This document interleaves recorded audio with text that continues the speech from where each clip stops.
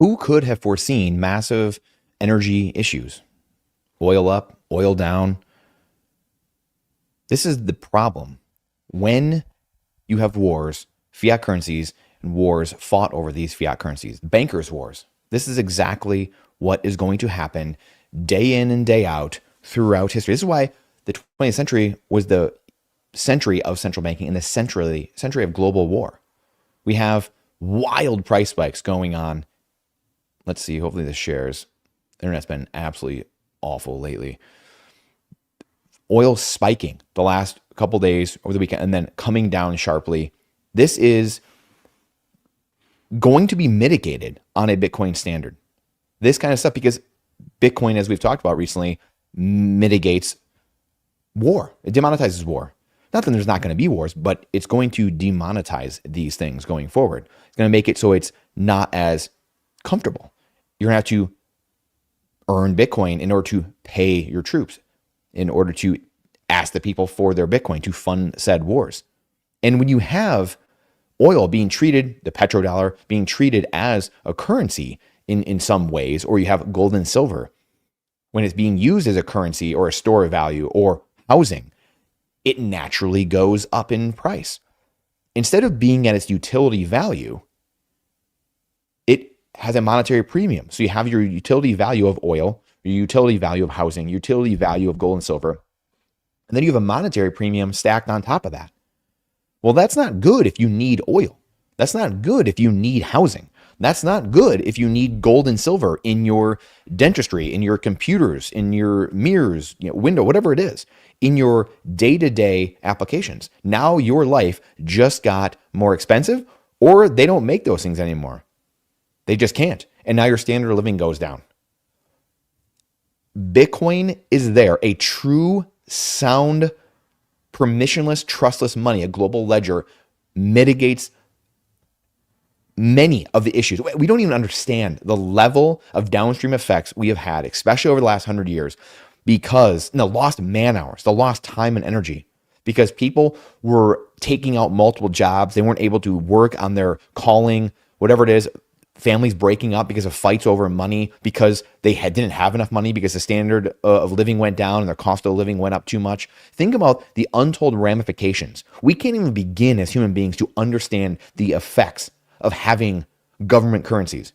Like, you literally can't even sit back and think. If you meditated on it for an hour, you wouldn't even begin to scratch the surface of all the downstream effects. It is absolutely impossible. And I've said this for a number of years now.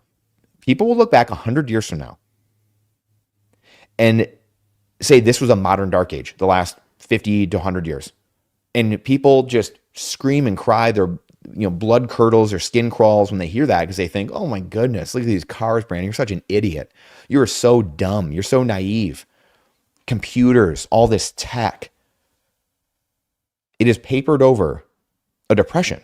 The family is falling out. The nuclear structure of the family that upholds all society. Does society look that?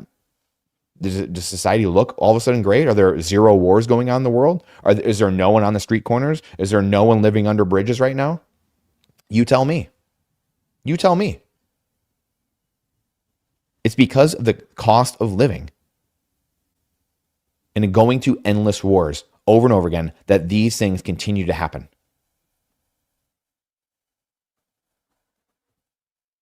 Oil prices collapsed below $84 a barrel, now under 30% since last night's highs. Absolutely wild. And yeah, it's a ship coin. Bitcoin Bro says it's a ship coin. Yes, oil is a ship coin. This is just wild. Silver, gold, ship coins coming from gold and silver guy. I was never an oil investor, but I was a gold and silver guy for a decade. I was a real estate guy for a decade. I can tell you firsthand that these do not work well as money. They do not work well to store your value. We will not do well as a society if this continues to happen and we continue to store a monetary premium inside of these physical assets. They have utility value, but that's it. That's all they should have, is utility pricing, utility cost to them.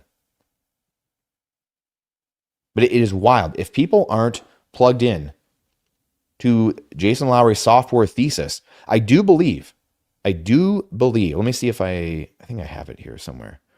I do believe, here we go, 20 million down, 1 million to go, right? The supply of Bitcoin just hitting 20 million right now.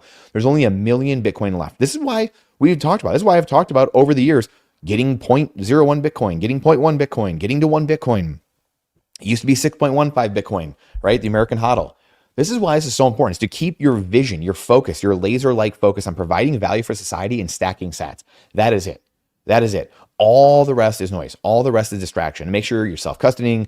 Make sure we'll talk briefly about Stretch today a little bit, Sailor, because they just had another big buy. We're going to talk more about that tomorrow in the live stream we do tomorrow with Robin, Sear, Rajat, Sony, Jor, and Forrest, the live stream in the mastermind. I'm sure we're going to talk about it on Friday or on Wednesday again on the Bitcast, BTC Sessions crew, Nathan Walker and Joey. So we're gonna get into this more, but never more if we needed Bitcoin content. We needed the Bitcoiners out there, the Nolan Bowerlays, the shows, the Simply Bitcoins, the all the podcasters out there, all the live streams that are being done. Never more have we needed the signal within all the noise that is going on. Jason Lowery, I do believe, is signal in all the noise. And that's my opinion. But if you read this book, it's hard not to see what they see, what he sees, what is, the government knows what's going on. We sit here and talk about government all day long and, oh, government this and all these morons that. Government has a lot of smart people in it. Now, does government, the behemoth itself, do what's best for the human individual? Yeah, well, that's another talk for another day. But if you read the software thesis and what's actually happening, abstract power versus real power, it becomes pretty obvious as to what's happening. They understand Bitcoin. Let's just call it what it is. They understand Bitcoin. They understand what's going on. They understand real power, what's abstract, international law. All that stuff doesn't exist. The Constitution doesn't even exist. That's where you have the Judge Napolitanos in the world, and a lot of people that are screaming about, whether it's Tucker Carlson's, which I agree with a lot of these guys and what they're talking about with the war and all these things going on. War is horrible no matter what. But the abstract power versus real power is a very real thing. And that's the part where it's easy to armchair quarterback. It's easy to not be able to see. We don't have briefings. We can't see what's going on. So we have no idea. But the most important part is putting your family on a Bitcoin standard. Because if you aren't listening to Bitcoin content creators and you're not listening to yourself in the sense of, understanding, believing what you know and knowing what you believe, it's going to be very hard to see the world. It's going to be very hard to see what's actually happening. It's going to not make a lot of sense. You will not be able to get the truth. You just won't. You will not be able to see things filtered correctly. So the prices of these utilities, of these things we use, will keep going up. They will keep going up in nominal terms, but they're going to keep going down in Bitcoin. This is going to continue happening over time. If you don't see what's going on again with strategy, what's going on here, which Matteo Pellegrini, who runs Club Orange, which is an amazing place to meet Bitcoiners,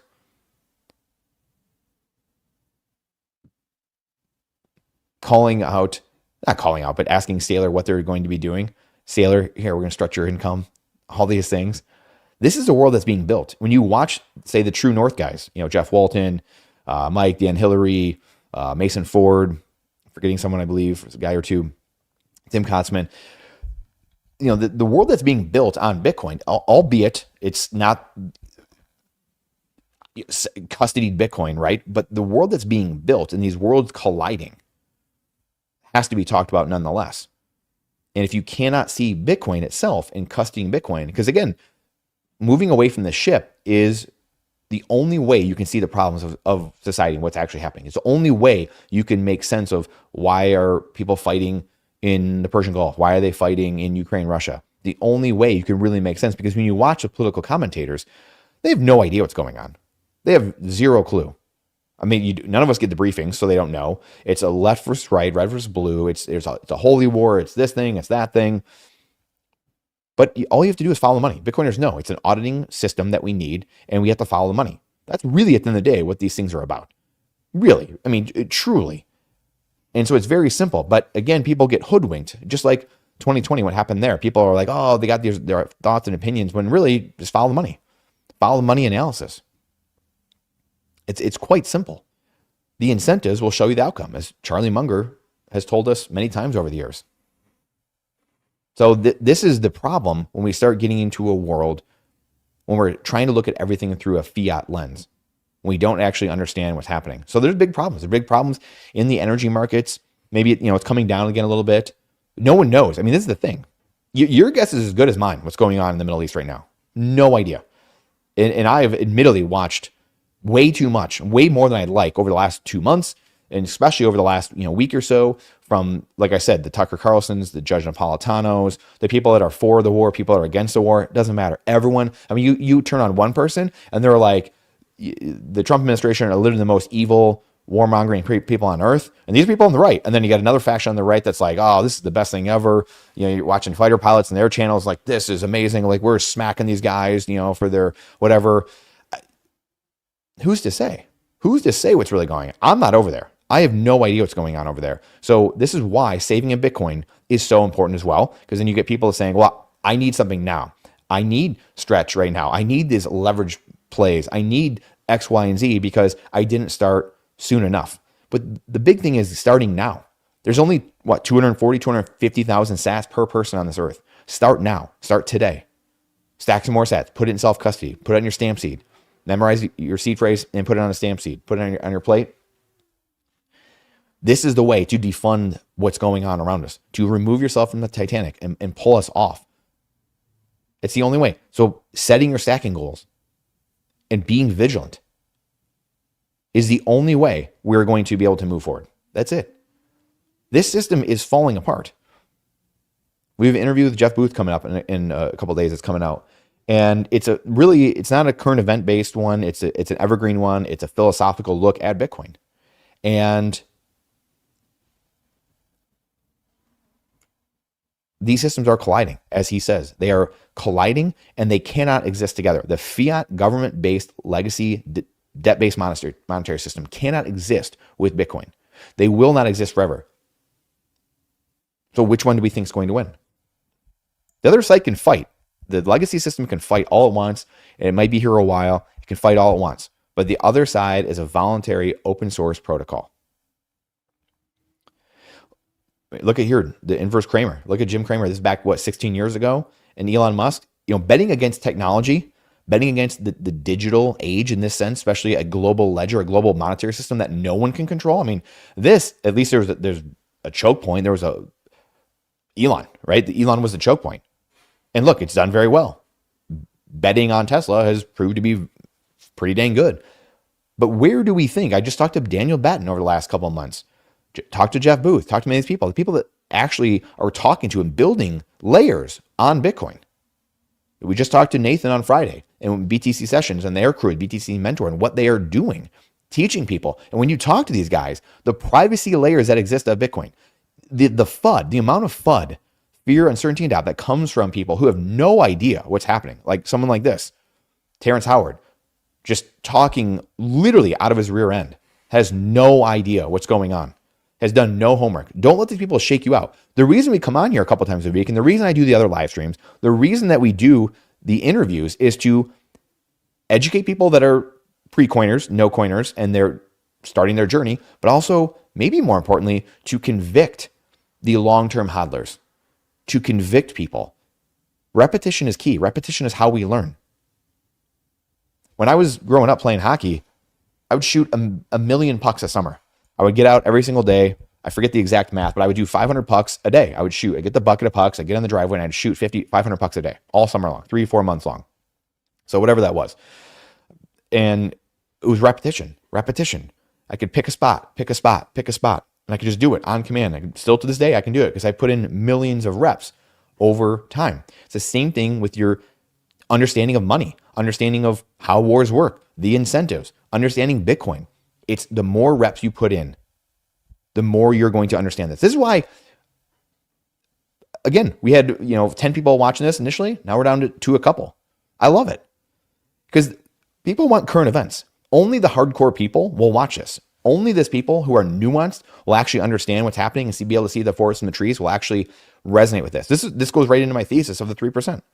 This is the book that we're writing, one of the books. And it's about a couple percent of people will pull the rest of society forward. It's not going to be up to 50% of people. It's not going to be up to 80% of people, 90%. That's not what it's going to be. It's going to be a couple percent of people that get it. They have the ears to hear and the eyes to see. They've done the work. They put in the work. They're not scared of it. And they will do it.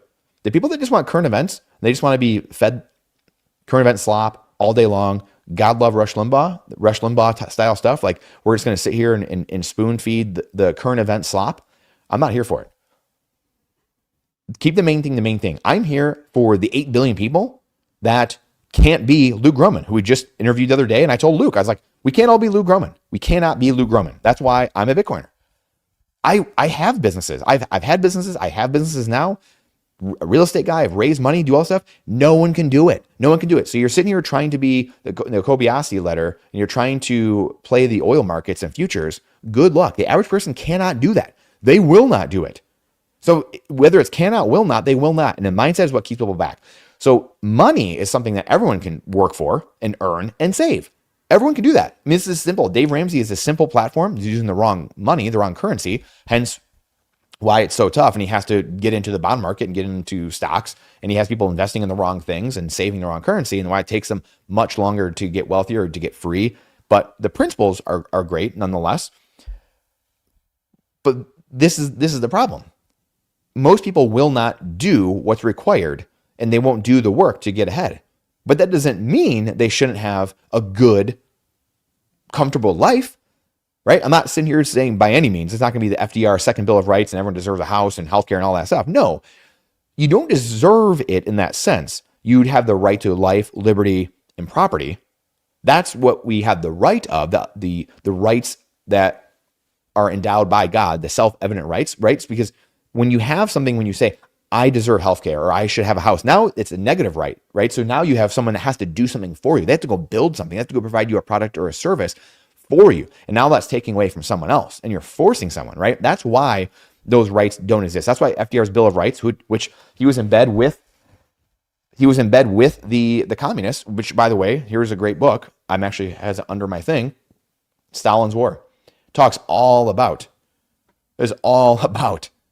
I got some great books I'm reading propping up the laptop right now. Or The Secret Founding of America, about the Freemasons and the Puritans that started the country and the founding fathers. The secret history there that you don't know about. Also the secret history. This is called A New History of World War II, Stalin, and how there's a guy in Germany that gets all the credit for the war basically, but they say, yeah, you should probably look at this guy actually. This guy and FDR in bed with all the communists. Very fascinating. But these things why aren't these things taught in school? Why are they taught in school? I wonder. Riddle me that. My stock trades today. What's up? Hello, friends. Hello, everybody. Oliver, Clean Your Machine. Good to see everybody. Good to see you guys. Stack the dip. Stay humble, stack stats. What software wallet? Sorry, I'm pumping in this really quick because you guys threw out a couple comments. What software wallet do you use with your hardware wallet? I'm currently using Sparrow on desktop and Nunchuck on mobile. Yeah, I love those. I love that. I use those. I've played around with a bunch of software wallets. And this is what I was going back to, like the BTC, Sessions Crew, everything. The privacy, the layers that are being built on Bitcoin are like nothing we've ever seen. I love, the Jack Mallers and the Luke Gromans and all these, and the macro, the heads out here, and the Dr. Jeff Rosses and the Larry Lepards. I love all these guys. I mean, they're brilliant people.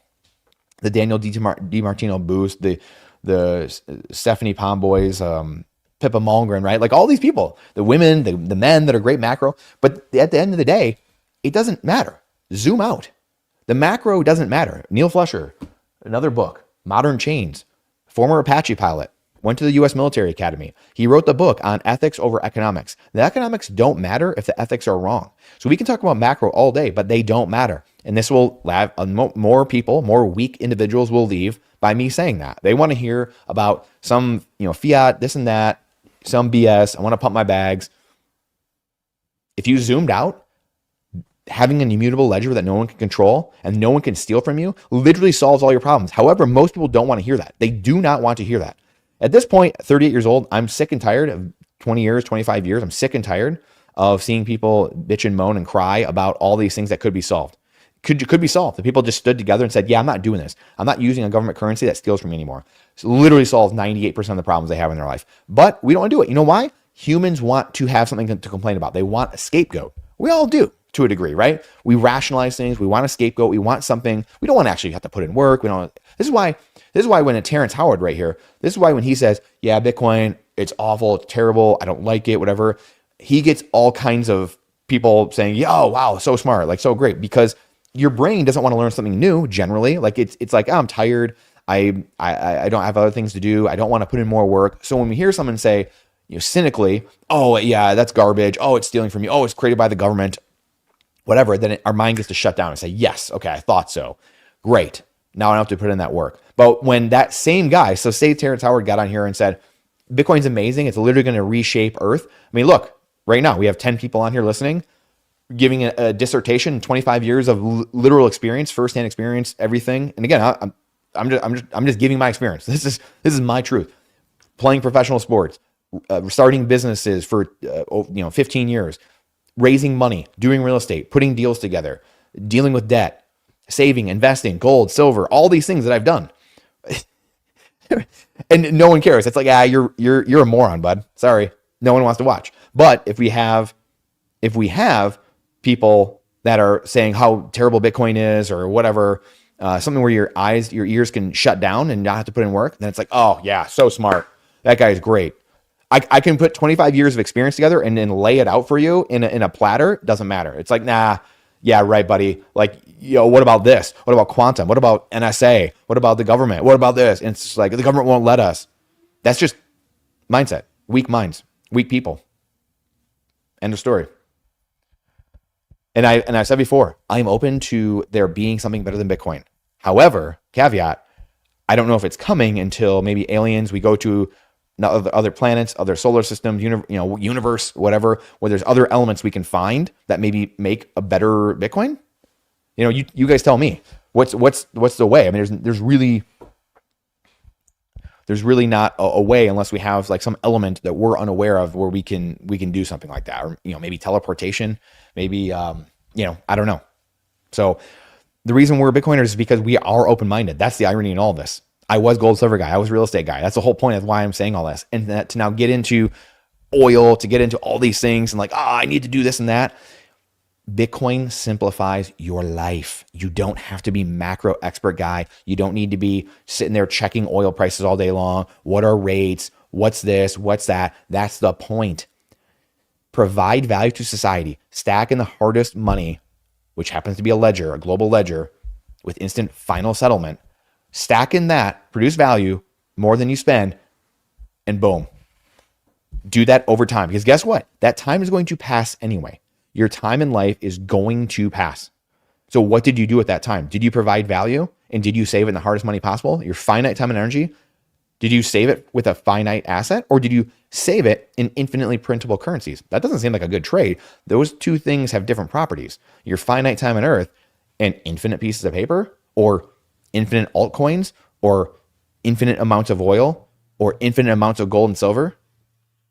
Laughable. Absolutely laughable. Absolutely wild.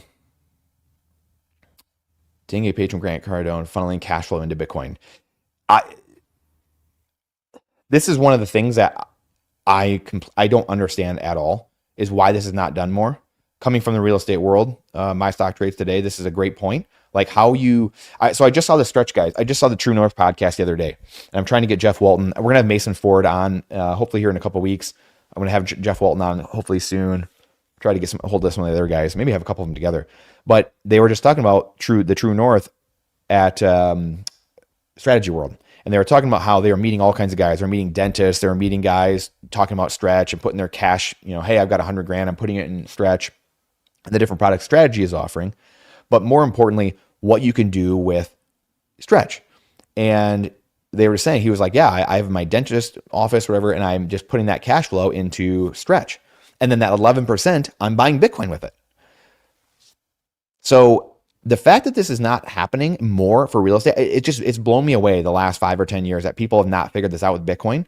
Like because the only thing that I can think of is maybe flipping a business. So a leverage buyout, LBO, where like I think Carl Icahn was really famous for this over the last couple decades, right? Like buying businesses and turning them around, taking on with debt, kind of what Elon Musk did in a way, to a degree, right? Where he used a bunch of leverage to buy Twitter, and then you fix it up, or you fire a bunch of people, whatever, make it better, make it more efficient, and then you resell it. Well, this happens a lot in real estate, right? This happens with self-storage units. This happens with apartments, where you have people raise a bunch of money. This is what we did, and I've done over the years, where you would raise a bunch of money, other people's money, so you're in for it nothing, right? Zero. And if you have a return on that, what is the return? Infinite return, right? So we talk about CAGRs of, those guys we're talking about, the True North guys, we're talking about the floor. The floor now is 11%, or what stretch is. And the CAGR is I can take this down for a second. Hold on. And the CAGR is whatever, 20, 40, 60% of Bitcoin, right? And that's the hurdle rate. So the hurdle rates, there's two hurdle rates, as they were saying. And the 11% is the stretch version of that, the floor. If you're getting less than 11%, what are you doing? And the crazy part is a lot of real estate is less than that. Now, internal rate of return, like IRR, might be 13, 15, 17%, 18%, but that's usually over time with taxes, depreciation, like things like that. So I understand the reason that people would do real estate. I get that, obviously. However, how people are not raising money, I'm in a time of life where I couldn't do it anymore, just with what we're doing, what we're prioritizing in life, and homeschooling our children and doing all this stuff. And the team of people that I had was costing me too much, and I couldn't be the leader that I wanted to be. So I had to stop. That's a story for a different day. But raising money, zero return, or zero of your own money in, and it's an infinite return. You take that cash, go buy an apartment complex, go buy a self-storage unit, go buy a single family property or whatever it is, and then rehab it, refinance it, rent it out. Some people might have heard the BRRRR strategy. You could do this with companies, obviously. You do that, and then you refinance, you get all of your money back out, or all of the money that was invested, none of your own. You give it back to the investors. You might give even extra, right? Like say if you bought it for 100, you raised 100,000 in other people's money, and you rehab the whole place. You bought it for 50, you rehabbed it, whatever, and it was 150 now. And the after appraisal, after it was all renovated and everything, so you bought it for 50, you raised 100, so you had 50,000 that you had for expenses and renovation costs, and then maybe there's some closing fees, right? All that. 125. You just, for easy numbers, I'm just doing easy numbers. 125, and then you have it now for, or sorry, I should say, let's say like 110, and then it was 150 that are appraised for. Well, say you can take out 80% loan to value. That's what, 80 for 120. So 120 minus 10, 110, that's 10,000. So you returned all your investors' money, got 10,000 in cash, and your cash out refi, have no money in the deal, infinite return. Now you have $10,000 extra. That $10,000 could go in Bitcoin, buy Bitcoin. And then monthly, your cash flow, now that you own the property still, you remember you cash out refi, you didn't rent it out, or you didn't sell it. Now that cash flow is being put into Bitcoin. And at some point in the coming years, 5, 15, 30, 50 years from now, you will have more Bitcoin. It'll be worth more than the actual house itself. Just what you've been stacking through cash flow, stuff like that. That's the only way that I know to outrun Bitcoin, like way leverage, outrun Bitcoin using cheap debt, fixed debt, that type of thing. That to me is the most savage strategy. I know there's a few guys out there that have kind of talked about over time, some few real estate people that have been on different podcasts over the years that have kind of, talked about this. But the whole point is, I don't know how that has not blown up, absolutely blown up. Literally using other people's money, zero in the game, infinite return, and using Bitcoin on top of that. So now you have a real estate asset and you've got Bitcoin that you're stacking. It's wild. I will be doing that though in the future. In the coming years, I will get back and we will start doing that. But you can do that, like I said, with any business. You can do it with yourself. You can do it with your job, right? Spend less than you earn, stack in Bitcoin. Wild idea. Then you can start your own businesses. You can retire. You can do whatever. That will be happening to many people over the next 5, 10, 15, 20 years. And that's going to happen anyway. So that's what the whole point of all this is, the oil, all this garbage. It's noise. It's literally noise. If you're saving Bitcoin in the last 5 or 10 years, do you care? Do you care?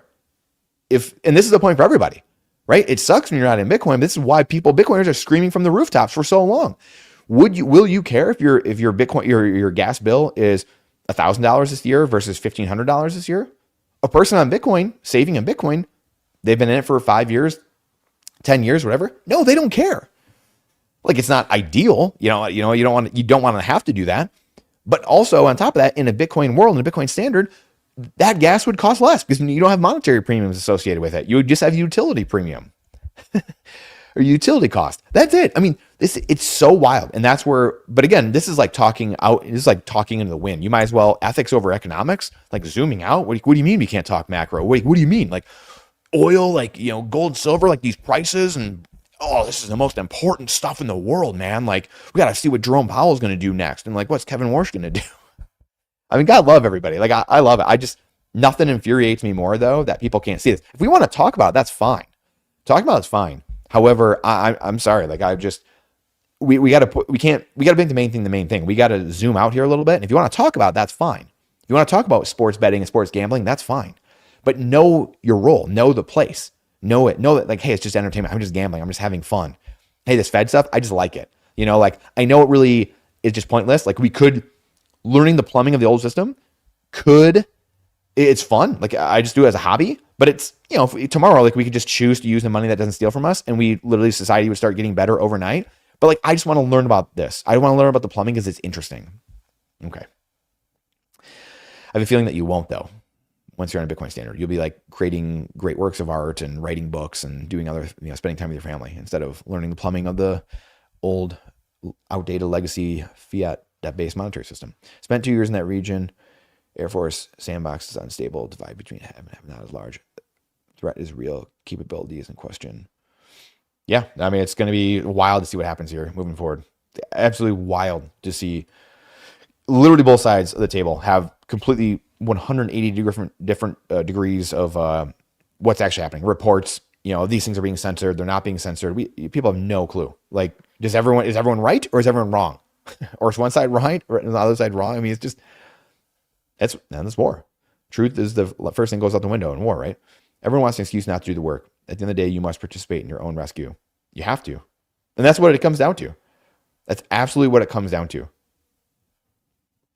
Oliver, is people don't want to put in the work. And that's why I am convinced why there's only, 10 people here or whatever. It's because most people don't want to do the work. They don't want to have real conversations. They don't want to zoom out. They don't want to actually help most people. I actually do, which is fine. Like humans, we're selfish by nature. Like, you have to keep yourself going first, right? If you don't keep yourself going, then it's going to be hard to help other people. So it's a greater good though argument. And it's what the founding fathers were doing. And the founding fathers signing their death warrant. Like, they knew, like, yeah, we're done. We're toast. Like, this is not good. They still did it anyway. Doing the right thing is always the right thing. Even if you might be dummied in the interim. That's the thing I think the world is starting to wake up to. Getting back to that. We were incentivized for a long time because of fiat to do the wrong thing. Look at 2020. Look what happened there. A lot of people incentivized to do something against their beliefs, against their values, morals, ethics, against their better judgment, everything. But when you're a slave to the paycheck, when you're a slave to fiat, when you're a slave to inflation, then you're going to do whatever the government tells you to do. You're going to do what the employer tells you to do.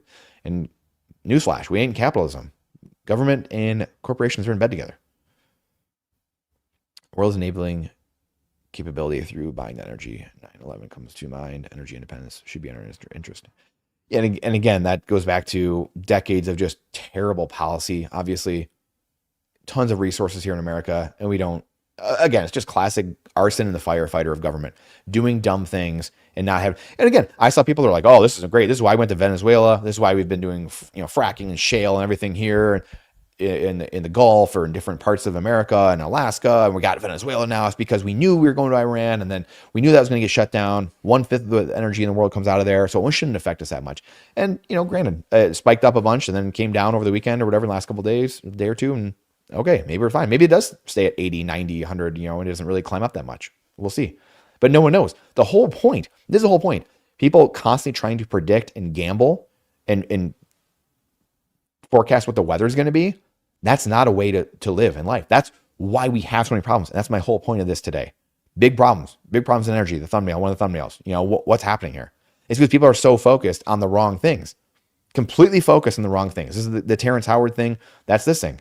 Completely focused. Again, what does Patrick McDavid do? Smart dude, brilliant dude. Goes right back to the war in Iran, right at the end. It's screw that Bitcoin thing. Okay, it's only 1% of my, whatever. So, well, again, it's either negligence or, ulterior motive. Why are we not talking about the most important thing? We just, again, keep assuming that the accounting system we're using is correct. It must be something downstream, guys. It must be, we got to capitalism harder. We got to vote harder next time. You got to work harder, right? We hear all these tropes. At some point, you got to wake up. As a kid, I started realizing, whoa, what's going on? And then it really dawned on me in my 20s, late 20s, after I retired and I started my business. I was like, this is completely nonsensical. All the things that we're doing, the red tape, and I already had a political background. So a lot of it made sense. Seeing TARP as a 22-year-old, the bailouts, Bush started it, Obama ended it. And it's these guys are supposed to be on a different team. And they started waking up, 2010, reading Creature from Jekyll Island, Guide to Gold and Silver Investing by Mike Maloney, all these things. And you realize, oh my gosh, the money is what's absolutely raking us over the coals. And no one sees it. No one sees it. Still, look, 15, 16 years later, after I had found what looked like the answer, you still have people fighting red versus blue all day long, all day, and get their rocks off doing it, and making their living off of it, which is maybe one of the reasons why people don't really want to find the answer, because then what would I do to make a living? Subconsciously, you get kind of messed up. You're like, I don't know what I would do. But look, newsflash, AI is coming. That's the irony in all this. AI is coming. And so you're going to have, most people are going to be put out of jobs anyway over the next decade or two. And so what are you going to have? You dang well better have Bitcoin. You dang well better, and screw all the AI agents using Bitcoin. That doesn't even matter. You for yourself and your family better have Bitcoin. You better have something that cannot be stolen from you, that cannot be inflated away, that cannot be censored, that cannot be frozen. Because when you lose your job, which I'll lose my job at some point, I'm not 10, 15 years from now. You think I'm going to be Bitcoin educator guy, writing books, doing podcasts, whatever? No, of course not. We'll be in a Bitcoin standard. Won't need it. So what is Brandon going to do then? What am I going to do? I'll be swinging hammers probably. I'll be building stuff, doing fun things, working, with the hands, whatever. But we're not in a time of life where I feel like that's needed, right? At the moment, I feel like it's a time of life where I need to be in the fight. I need to be in here talking to people and educating and doing what I can, doing my part. 10, 20 years from now, whatever it is, great. Then I can go off to the farm, do whatever. We can go, ride dirt bikes and, have some fun or something like that, right? Ride our Jetsons, mobile, air taxis or something like that. But now's the time to be in the fight. It's knowing, hey, do I have a level 10 vehicle? Bitcoin really can get us from type 0 society to a type 1 society? Yeah, absolutely. The first time we can really get there. And is it the right timing? Yeah. Is it the right timing? Do we have the right vehicle at the right time? Having Bitcoin 100 years ago probably wouldn't have helped. It would be, much more difficult, right? Anyway, yeah, let's go, Dan, Garrity Media, let's go. And thanks for being here. Thanks for being one of the 13 people listening right now. It's wild. I want to have this job someday though, right? AI will take us out of this. It will render us moot. So you better have Bitcoin, because that's the only thing that will keep going up in purchasing or in value over time. So even though you're out of a job, your standard of living will keep going up and your prices will keep coming down in Bitcoin terms over time. It's not in 3 months or 6 months or 9 months or 12 months or 18 months, like people are whining and crying about and getting all. This has happened over and over and over again. It's going to continue happening. Fiat is very volatile. Right now, Bitcoin is priced in fiat. And as Jeff Booth says, and with, again, episode coming out this Thursday, he talks about when you keep pricing everything in dollars, you are just raking yourself over the coals. You're trying to put this old system on top of this new system. It's impossible. And you cannot see it from that system. It confuses tons of people. So energy independence, we should have that, by the way. Like we said, hey, this is Sarah Palin 15 years ago, 20 years ago saying drill, baby, drill. She was the one that started that. Alaska, they had it going there when she was governor.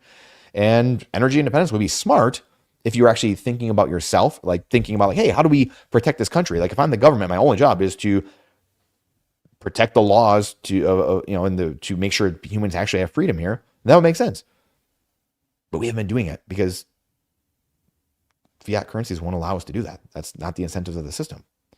Have you been keeping up with AI stuff? I use Claude a lot and it's accelerating. Yeah, I mean, I've used it a decent amount over the years, like just ChatGPT, stuff like that, to just edit stuff and really like brainstorm. So that's the other thing too, is just like, hey, check this, edit this, brainstorming, or an advanced Google. I've used it a lot as advanced Google, because I was not a good Googler. I don't know who here is good at Googling, but I was not good at Googling. I couldn't like synthesize my thoughts down to like 1, 2, 3, 4 words. So now I can just talk into it and say like, hey, where do I find this? Hey, do I get that? That's what I love actually AI for, is like, where do I get answers for these? Or like, what are your thoughts on this? Whatever. So that's what I love it for. But yeah, Claude, all that stuff. It's the worst it's going to be today, as they say, right? Simple bit. Yeah. Cold Car Sparrow. Love that. What else is, the open source, privacy based, built in the USA, Foundation, Passport, Blockstream, Gold Card. Those are probably the 3 best ones that I've seen that I'm the most comfortable with, and that don't give me the heebie-jeebies. Like, flip, do not get a Ledger. Don't get a Ledger. Trezor's, kind of done some weird things over the years. Again, are there ways to be careful with those and be okay? Yes, for sure. But I want open source stuff. This is just me personally. I want open source stuff, things I know where, we can see the code, see what's happening.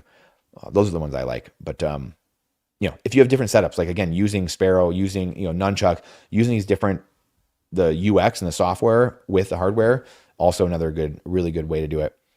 And this makes me think of, again, like even the quantum FUD, all the FUD we were talking about earlier, absolute joke. So many easy ways to get around quantum, all this. But again, this goes to show you guys, this is why they want you distracted. This is why, like, we have to talk about current events to get people in. Some people, I mean, I don't know who exactly is here of the 7 people now that are here, who's actually coming in, unless they probably know me at this point. Yeah, YouTube. I don't think YouTube is really doesn't like me very much in the sense that they don't like what I talk about. They don't like how I talk, and that's okay. That's quite all right. We only need a couple percent. We're gonna find our crew. We're gonna find our people, and but it is amazing though. I mean, we almost 15,000 subscribers, and we've got 7 people on here. So, like what conversion rate is that? That's amazing, guys. Who can do the quick math on that? So, just clown world. We live in absolute clown world. But this is the fiat. This is the fiat system. Cannot die fast enough. 70. Forget what I was going to say though. You guys may think of something else, but I forget. $170,000 stretch, but 8 contracts are called out. Oh, this is what we were talking about earlier. Yeah, about $1,500 a month divided 11.5%. Yeah. Yep. Yeah, the Burr strategy. Yeah, that's what we were talking about earlier. Yep. Bigger Pockets Disciple. Yeah, Bigger Pockets is for those who don't know, it's just a big, huge real estate site for the last like 15 years, and they kind of popularized that term Burr, the buy, rehab, refinance, rent, repeat. So amazing strategy. You can do it with businesses too, and that's the only way to beat Bitcoin's CAGR. The only investment really that you can actually have an infinite return by using other people's money. So, you're seeing it. I would love to see Saylor's rates of return. Saylor's his using other people's money, right? Getting people buying a stock, and then he's buying Bitcoin with other people's money. It's incredible. It's absolutely incredible. But there are ways to do it. Use your business, right? Doing these things, taking your cash and buying Bitcoin with it. There's many ways to have leverage Bitcoin. This is not financial advice. Be incredibly careful if you're doing stuff like that though, using debt and things of that nature. The best way to do things is just earn more than you spend and save in Bitcoin and self-custody it if you can. And if you do, take out debt on it. This thing's always coming loose. Do it 10% loan to value or something like that, 10 or 20%, 15% max, right? Be smart about it. What up, Senior Pape? What is up, guys? Great to have you guys here. Appreciate you guys on this Monday. Oh, it's light out now. Good old time change here, so I didn't realize it was this late. Eventually, my stock trades today. I'll look at biz, buy, sell, and look for a gas station. Yeah, that'd be awesome, Oliver. Laundromats, gas stations, car washes, apartment complexes, self-storage units, all kinds of good stuff. I will say, like, the time to go back, I believe, when I go back into that world, the legacy world, will be when people accept Bitcoin. Like when you have people all over the place paying in Bitcoin, stuff like that. Your self-storage, car wash. That to me will be when I know when the society is healed, when the business cycle is healed. So people are very trusting of the existing system. I've seen all kinds of different properties, problems, municipalities. So many municipalities are broke, going bankrupt. We bought one house that literally it was like caving in. We had to jack the house up. We had to fix literally the structure of the house, everything, and it was a hole. It was basically a hole in the ground. We bought from the city. It was condemned in essence. And then as soon as we get it in the first year or two, we're getting slapped with, fines, this and that. Like, oh yeah, your grass is too much or too long, like all these different things, and hitting our tenants with stuff. And I was like, you guys, we would have been better off just, like we could have been a hole in the ground still. You know that, right? Like we literally bought it, put a ton of money into it, fixed it all up. And this could just be a hole in the ground still. And it dawned on me, and this is again like 10 years ago, this like dawned on me of like, oh my gosh, Bitcoin is the way. Like the government would have been better off. They would have rather had that. They were probably, I never looked into it. They probably were getting some federal grants. They're probably getting something, and they're probably ticked. They're like, wait, this guy buying this now? Now, oh my goodness. That's the world we're living in. The incentives are completely removed from reality, just completely diverging from reality. Upside down incentives. Yeah, we like the likes. Like the video, guys. This is Bitcoin. We're our own marketing department. Let's just say that, guys. We are our own marketing department. So any Bitcoin content you're watching, sharing is a bigger task. Obviously, sharing is a really big one, actually. But liking it's an easy one. I try to all the content I'm watching. I try to like it. I remember to try to like it, stuff like that. But man, we are our own marketing department. We're out here, guys, on our own. Like we are in the life raft. All the Bitcoin viewers, which I myself am, watching way too much Bitcoin content always for the last 10 years. Oh man, we are our own marketing department. So we do have to stick together. That to me, at the end of the day, is going to be the biggest thing. How do we stick together? How do we band together? Because there are a fair amount of Bitcoiners. There's going to be more. But how do we stick together and not be a one-off casualty, right? How do you not be made an example of? Because there's a lot of us, but how do you stick together? How do we do that? How do we stick together? Club Orange app, get together. That might be the place. Matteo and Brian DeMint and Matteo Pellegrini. Right here, we were just showing Matteo earlier. That might be the way. This might be the way to get together and actually have people standing together instead, short of having a political party, because that's the last thing we want is the Bitcoin political party. I mean, who knows? That might end up happening, but man, we need to figure out a way. We have to figure out a way, but it'll happen in time. Again, Jeff Booth, we talk about this a lot in this interview I have with Jeff coming up. So I think you guys will really enjoy that one. Happy to be here, bro. Just editing real estate photography shoots from today. Nice. I'm one of the lucky few who love my job and love the freedom to consume 5 to 7 Bitcoin that's a day while I work. Oh, good on you. I love that.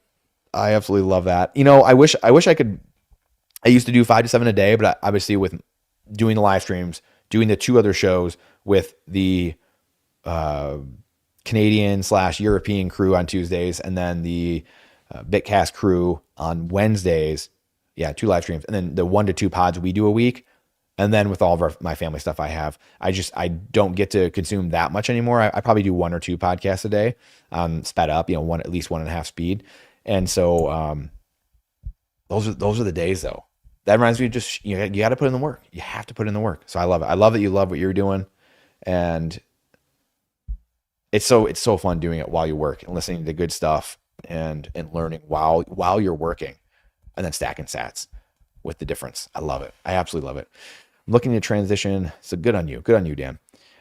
I'm looking to transition out of firefighting medic into overhead lineman work. The jobs we'll do in the future probably won't rely on a keyboard. Analog problems will still require analog solutions.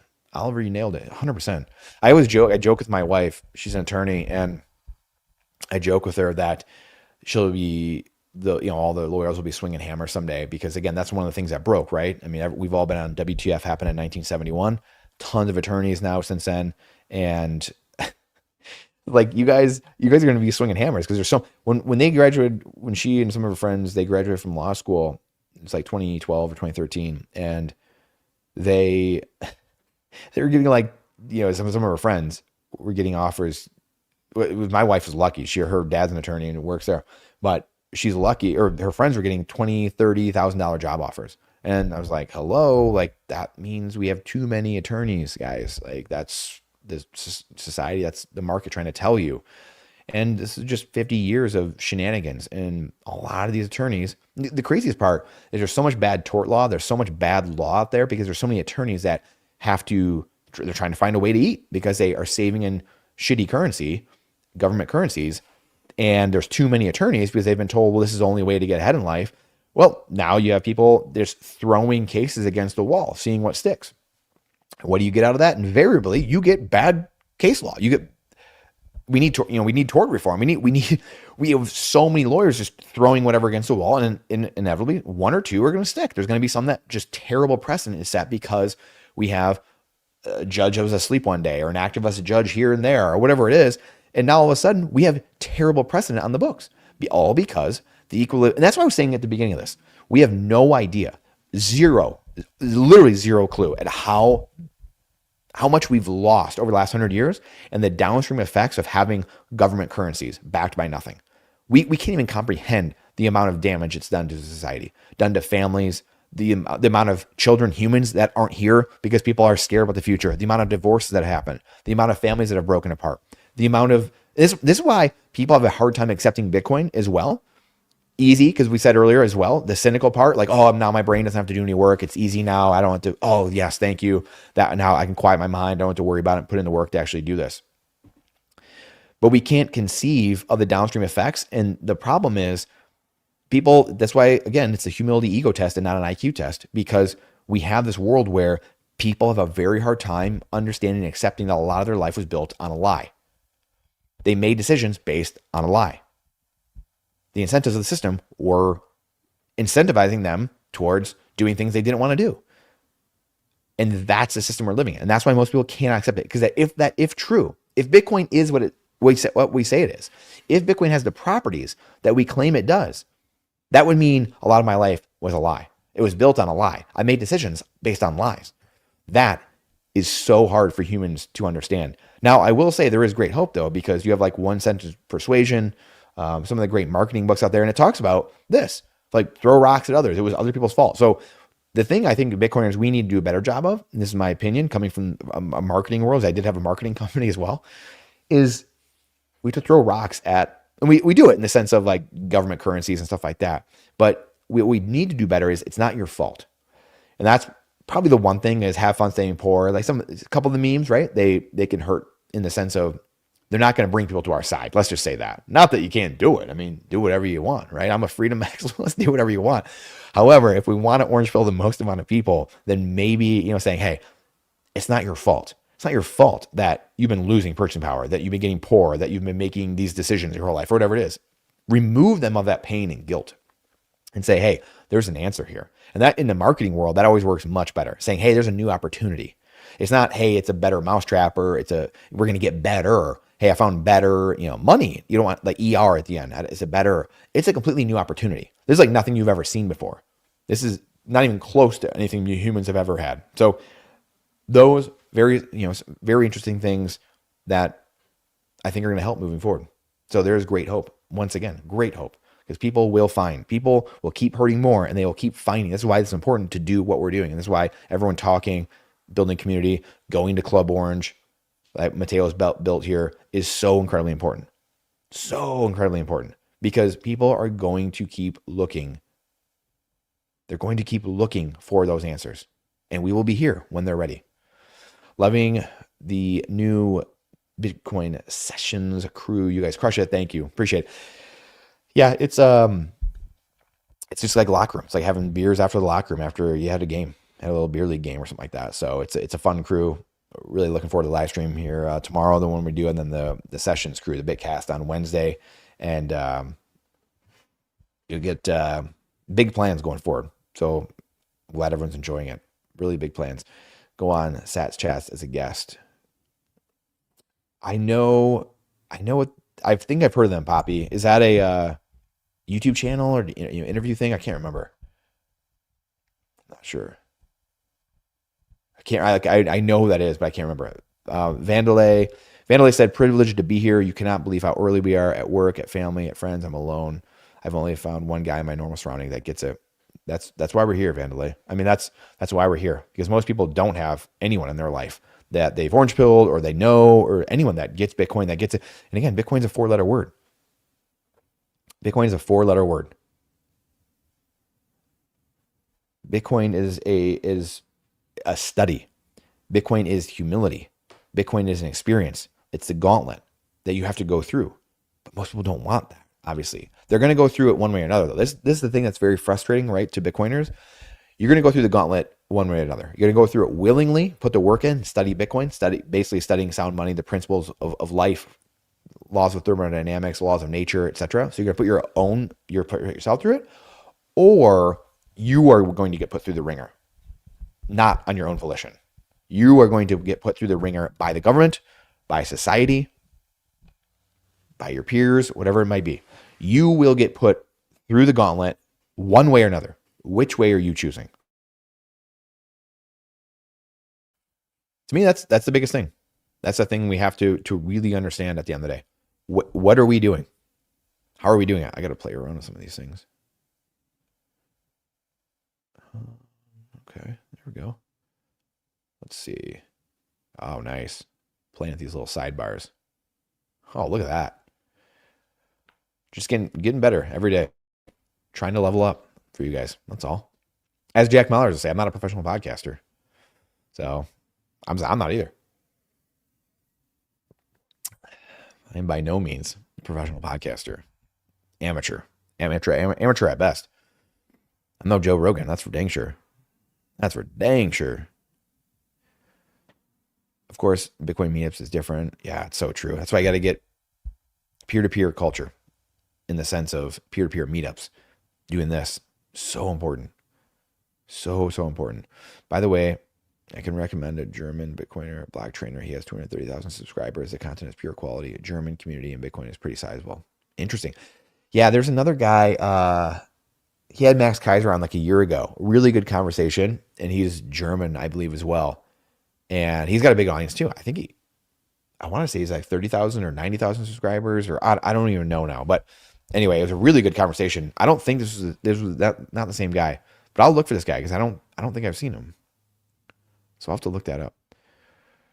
Found Club Wars through your videos. Thank you. Lifetime member, 1 meetup last month.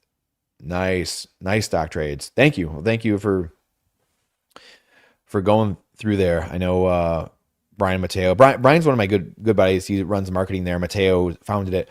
I met Brian at my very first Bitcoin meetup. I had bought Bitcoin for a number of years before I even went to a Bitcoin meetup or like a Bitcoin conference or anything. It was end of 2022.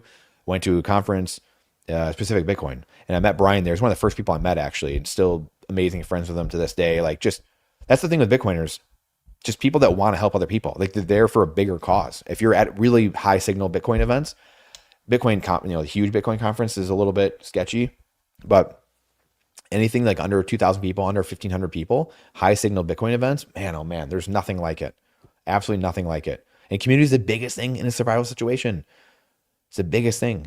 So Brian actually met Mateo that day.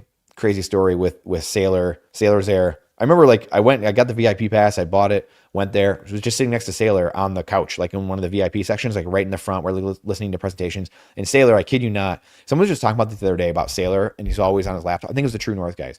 He's always on his laptop. Like if you see him, and it was so true. Like this is 4 years ago or whatever it was, 3.5 years ago. And he's just sitting next to me, like we're on the little couch and we were like talking for a couple minutes. And then he would just be like on his computer. Like the whole time he's just like sitting there with his legs crossed, like on his computer, just looking at stuff.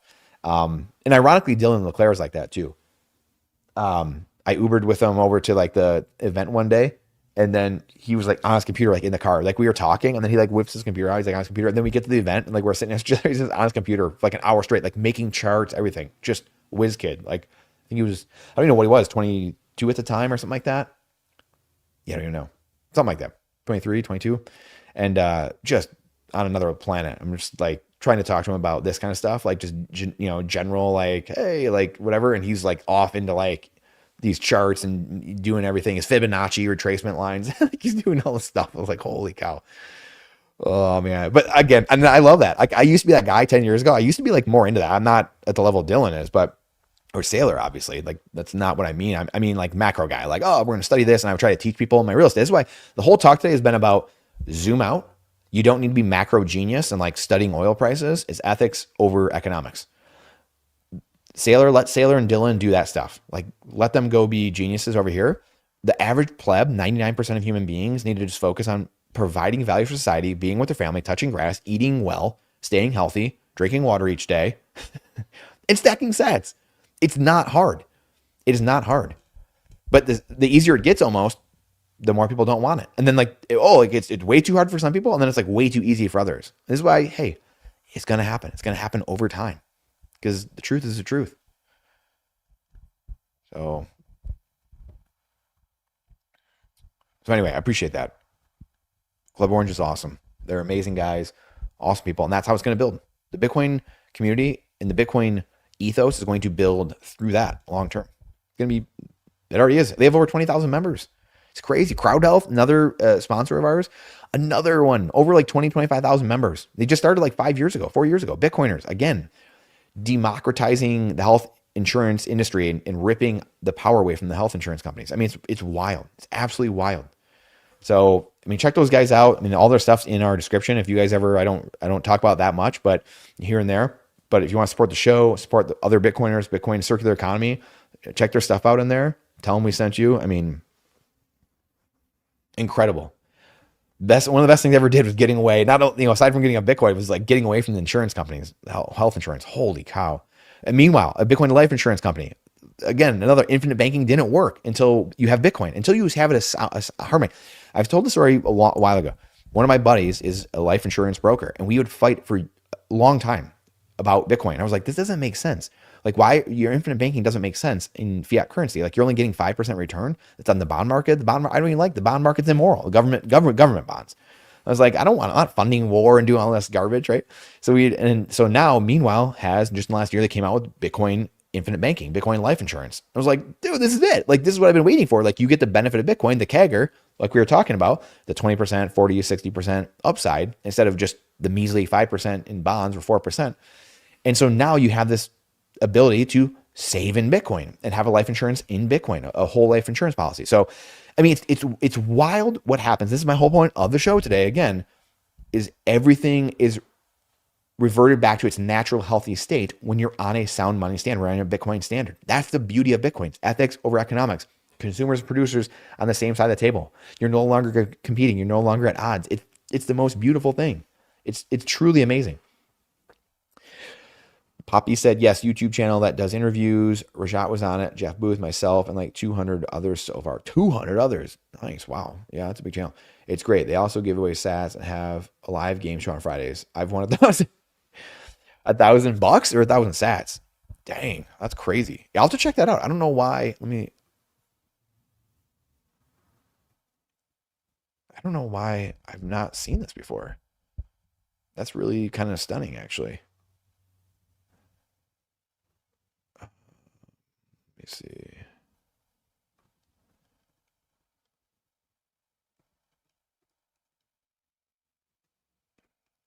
All right, I'm just looking up this guy. See if I can find him. You mean Nico Jill? Yeah. I think that's him. Yeah, Max Kaiser. I would say, yeah, that was a great episode. That was a phenomenal episode. That was one of the funnier episodes. And Mac, it was just really good. It was high signal the whole 50 minutes, 60 minutes. It was just very good. They're talking about the India Pakistan conflict and stuff. And he's just like, I'm conflicted. Like, as a Bitcoiner, you guys print money and kill each other. Like, I win. But like, I don't really want people to kill each other. So like, I don't know what to do. That was it was just such a good interview overall. Max he was on his game. Bram. Yeah, Bram's a great guy. I know Bram pretty well. I might be on his show is soon, actually. What was that? What was that for, Dan? Why were you saying? Or you're saying people that he? Oh, okay. Oh, yeah. Sorry, you were guessing who they were. Who I was talking about. It was Nico Jilt. Yeah, Bram's great though. Bram's awesome.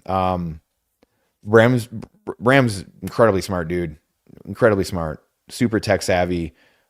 He asked me recently to schedule a time on his podcast actually, so for me to come on his podcast, and I should have him on my pod actually at some point soon too. I spent time with him in Vegas last year at the big conference. Incredibly smart guy, super witty, just way more. I'm just like, hey, let's go grab proverbial. Well, I'm not even gonna say it, but I'm just like hockey player guy that like happens to like I did real estate and did all these other ridiculous things just because I have enough effort in me. Um, but there's so many smart people in Bitcoin. There's so many smart people. I'm when I was playing hockey, I got in like 5 to 10 fights a year, and it was always to protect other people. That's really all I care about in the day is protecting other people. That's like my personality. Like whenever I got in a few, fights, like, whatever in the bars or, stuff like that, but it was always to protect someone else. It was never like, if stuff happened to me, like I didn't care, but it was always protect someone else. And that's where like I have found that in Bitcoin in the sense of protecting other people.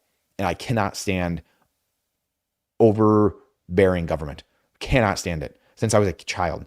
I cannot stand someone else telling me what to do, how to live my life, all that, like with a vehement passion. It is nothing makes my skin crawl more. And so when I see that to myself and then to the people around me, and it's the antithesis of a free nation or free people, a free world, nothing gets me going more. And then when you see a world where, like when I was very political in the 2000s, arguing with teachers, arguing with professors, then you find Bitcoin, and then you learn about money in between then and how despots, dictators, kings, everyone, that's how they controlled populations for thousands of years. And then you find a money that's like, wait. You're telling me this is global. It's digital. It's permissionless. No one, I don't have to trust anyone.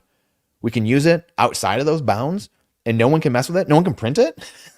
You're like, wait, what? I mean, you feel like you hit the jackpot. You feel like you hit the grand slam. You feel like you hit, you scored the seventh game in the Stanley Cup Finals, the overtime winning goal. You feel like you're Jack Hughes and you won, scored the game winning goal 2-1 versus Canada in the Milano Olympics. Like, what are we doing here? Like that's what Bitcoin is. That when the aha goes off and you've gone through the work, you put the work in, like we talked about earlier, right? You've done the homework. You went through the different FUD. You actually looked at it. You actually researched, which by the way, with AI, I mean, I do this now today. Like I'll give arguments to the AI. Like I'll go to different AI platforms, right? The banks, we were talking about this AI earlier. I'll give them different arguments of like, hey, what are your thoughts here? Like, what do you think about this? What do you think about that? And AI will just sit there and be like, oh yeah, like no, like yeah, Bitcoin's going to crush this, going to crush that. Like, oh, this is like how you steel man or straw man this argument. But it's like, it can't come up with arguments against Bitcoin.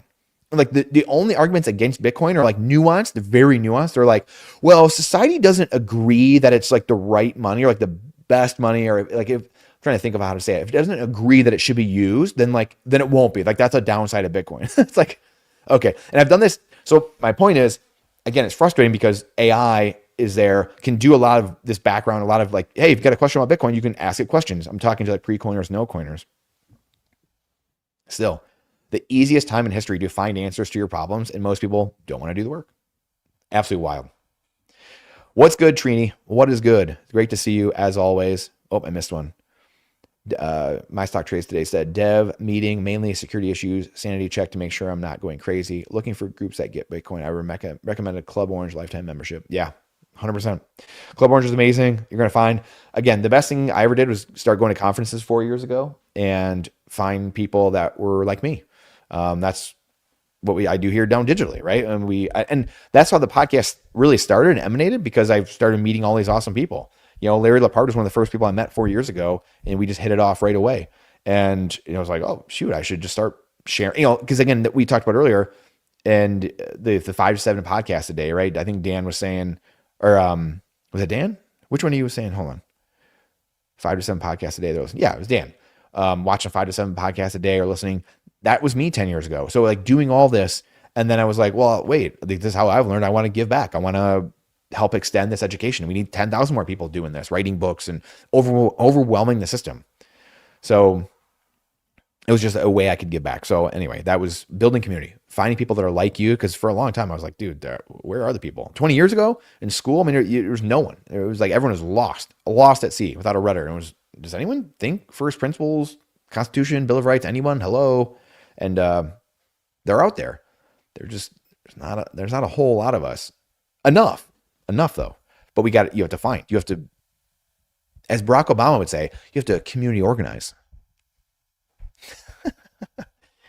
Oh, man, a little throwback for you guys. Oh boy, I'm not gonna open that can of worms.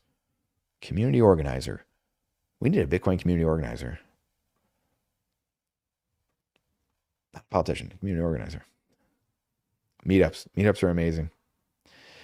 They truly are amazing. All right, where were we? Dev meetings. Yeah. And Club Orange is ground zero for that.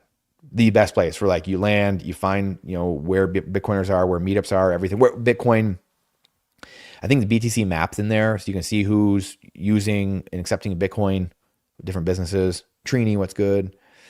Don't ever think it just keeps stacking. Have patience. Exactly. Yes. 100%. That's it. Don't overthink it. Don't overthink it, guys. We're going for an hour and 10 minutes here. What else is on your mind, guys? Any other questions, concerns, thoughts, things we're scared about? I don't know why this is messing up. Coming so loose all the time. Cool thread that crosses over from a hockey to Bitcoin. I've always admired the tough guy at hockey. I always tell people I pester about Bitcoin. I only do because I love you. And that's the reason I talk about it. If I didn't, and I honestly think because there's a lot of people that have Bitcoin that don't talk about it ever. They're not here in this chat. They don't have a podcast. They don't write a book. They're not on Twitter. They're not on Nostr. They're not on any of these things, right? They don't care. Like, they just save Bitcoin. There was a guy, Brian Mancata, who I interviewed like 6 months ago on this channel. Great guy. I think he's like 30, 32, young family. He blew up adspend.com. That's his company, huge multi-million-dollar company. It started as young guy and found Bitcoin a couple years ago, in the last year or two, like 2 years ago, and just started posting about Bitcoin. Just like the true, like he's one of us. Like he gets it. He's just one of us, and like dropped all that other stuff. And he just recently he's stopping adspend.com, I think, or like I don't know what he's doing, if he's selling it or what exactly he's doing, but he wants to talk about Bitcoin. He wants to talk about on his YouTube channel, and he wants to talk about healthy living and all this stuff. It's like that's what Bitcoin does to you. Bitcoin changes people. They're literally a multi-million-dollar company. And the guy's like, yeah, no, I'm good. Like I want to talk about Bitcoin. I want to do this stuff. And it makes me think of Jordan Peterson. Like a couple of years ago, he said, I know what's going on. I don't want to see my friends and family get hurt. I don't want them to burn. And that's how a Bitcoiner feels. It's not that, and it's not so much about Bitcoin, right? It's not so much about Bitcoin itself. It's about the scam that's being played on everyone through government currencies, through the backing of thin air, through confidence, a con game, just believing that a fake government currency, just because abstract power versus real power. Abstract power is something we just believe it just because, oh, this guy has power because we gave him a title. Versus what's real power? Well, that elk over there, he has a lot of power. Whether you think he does or not, doesn't matter.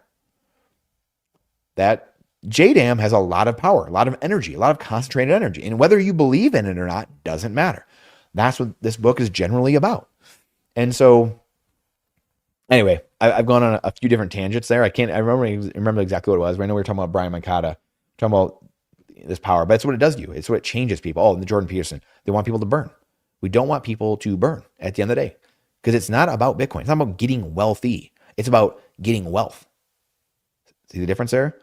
Or maybe better said, it's not about being rich, getting rich. It's about being wealthy, having your time and energy. Your true wealth is your time and energy. It's freedom. That's what your time and energy really is. That is your wealth, right? So that's, to me, the biggest thing that Bitcoin solves for.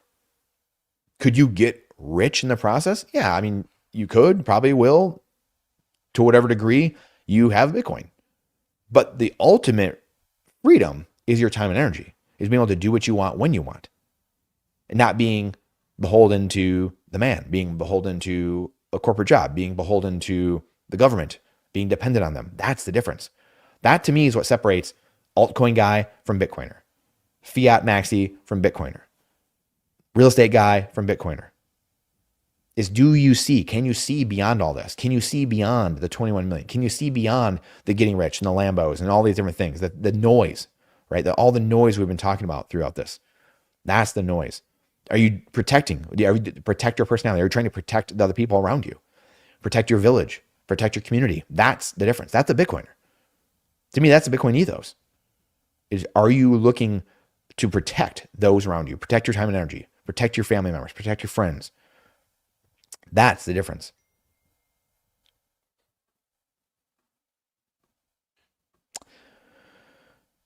Like George says, when that green light goes off, man, you can never go back to the fiat world.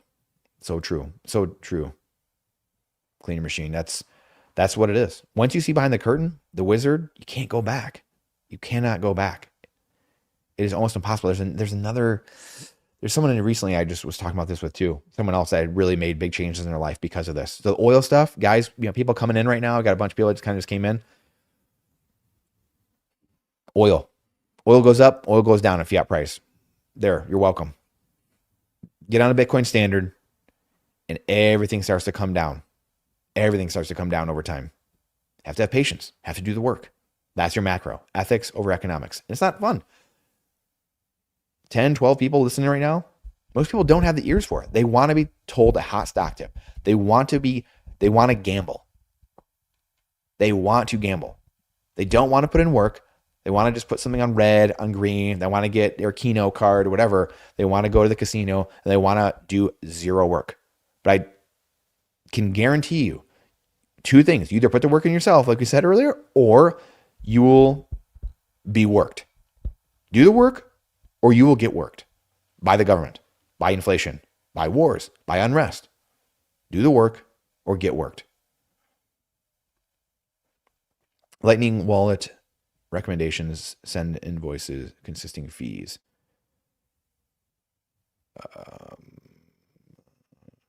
Considering fees. Allowing invoice generation for small business considering fees. So that's a good question. I would go to like BTC Sessions channel or something like that. I can ask those guys too. Obviously, there's so many, right? There's Breeze, Moon, Strike, Wall Satoshi, Coin OS. I mean, there's so many, right? Like we could name a ton here. Fees wise, I know like BitPay or Bitcoin. I can't think of it now. Zapperite, Parker Lewis's company, is great for this. I know people that use it. I've used it. It's been great. Fees are pretty minimal. BTC Pay Server, that's one of the other ones. There's another one, a third one. I think they're based in Quebec City or Montreal. Can't remember what it is now. And there's multiple different servers you can use there. So that's set right up. You can either do Bitcoin or Lightning. Businesses can set them up. Obviously, Square is another one. Jack Dorsey and what they're doing. So using Square Cash App, super easy and super simple what they're doing now. So I would check into all those. My stock, I would check into all those and just play around with them. The Lightning wallets are cool in general. If you're just using a simple Lightning wallet, like you're mowing a lawn and someone's paying you $50 or whatever it is, Lightning wallet, super simple. I would just play with a bunch of them and see like, hey, which one's my likings, and set it up and go from there. So I don't know the level of what you're trying to do necessarily. Just like my 298 5-star reviews, that's proof of work. Exactly. I love that. I love that. I'm a Canadian. I can't zap you on Strike. What's a Lightning QR code for some zaps? Oh, for me. For me? Oh, yeah. Thanks. Um, I'm trying to think. I don't even know. Yeah. I mean, I would say don't worry. I mean, I appreciate that a ton.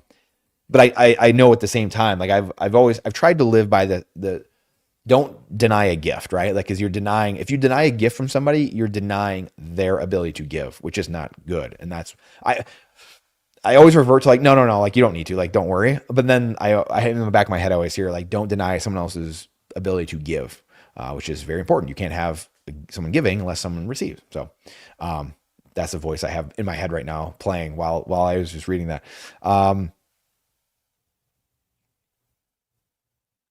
Is that, oh yeah, because I have Strike on there. I think I had one or two buried. I thought I took them off there recently. I just edited my descriptions. I thought I took them off. Um, I don't know. What do you guys have up there? Coin OS? I don't even know. I got to look at my wallets right now. Actually, all my Lightning wallets. Um, I'm on Nostr. Like, can you do it through Nostr? If you're on Nostr, I'm trying to think now. My mind's going blank now. You got me on the spot here. So hold on. Of course, my phone is doing weird stuff. Hold on. Um, Let's see. Phoenix, Pine, Aqua Wallet. That's another one. Speed Wallet, Strike, Pine, Phoenix, Mana, Moon, uh, Cash App, Blue Wallet, yeah, Aqua, Breeze. Bitcoin fundamentals haven't changed any. If anything, they have doubled down and gotten more rigid. This price movement just reminds me of saying Bitcoin is going to use all the way to $1 million. It is going to bore us all the way to $1 million. Thad guy just said that. I couldn't agree more with that. I mean, again, if you put in the homework, and this is because over the last 10 years, I've had to go back a couple times where you have a drawdown and you're like, okay, I got to break out of my echo chamber. I'm going to put in some work. I'm going to do the homework again, reconvict myself, but also like maybe I'm missing something. This is how we get onto Bitcoin in the first place. I was gold and silver and real estate guy. So anyone who's missed a talk, been going for an hour and 20 minutes, I gave the talk earlier about my background and the experience of my life and how I've got here after 25 years of trial and error, building businesses, marketing companies, real estate companies, playing professional hockey, politics, all this stuff. And once you see behind the curtain of Bitcoin, it changes how you see life. And then it changes the answers you see in life, which is really what mind F's people. And this is why people have a hard time with it. Very hard time.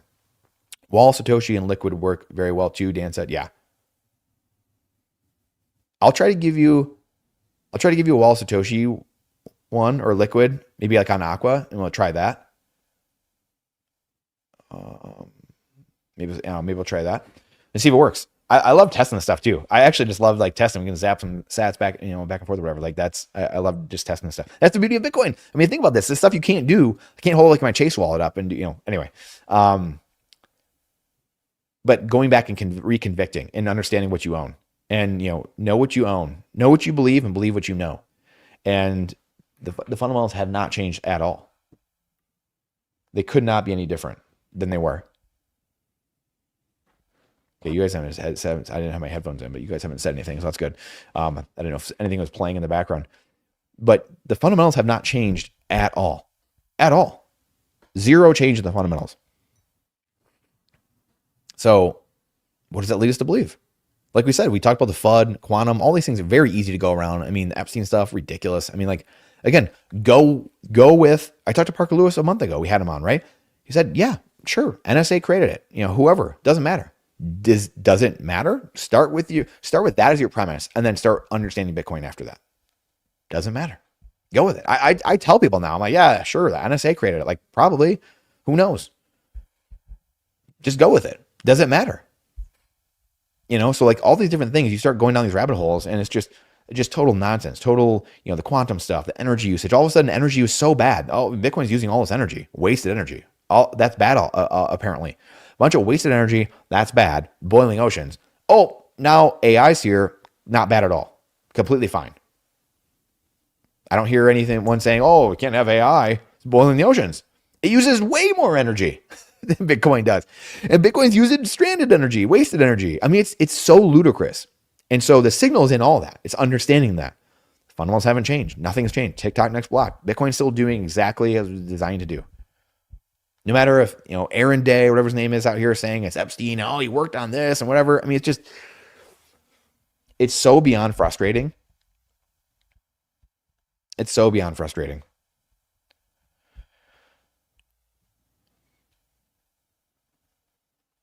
All right, I'll check. I'm checking, Dan, to see. It's so ridiculously frustrating that we keep having to go over this, but it's when it happens when people keep coming in, right? New people keep coming in generally, and we're trying to figure out, hey, where are people going? What's happening? What are people doing? How is this getting solved? And we have to come up with these, just getting good at objection handlers.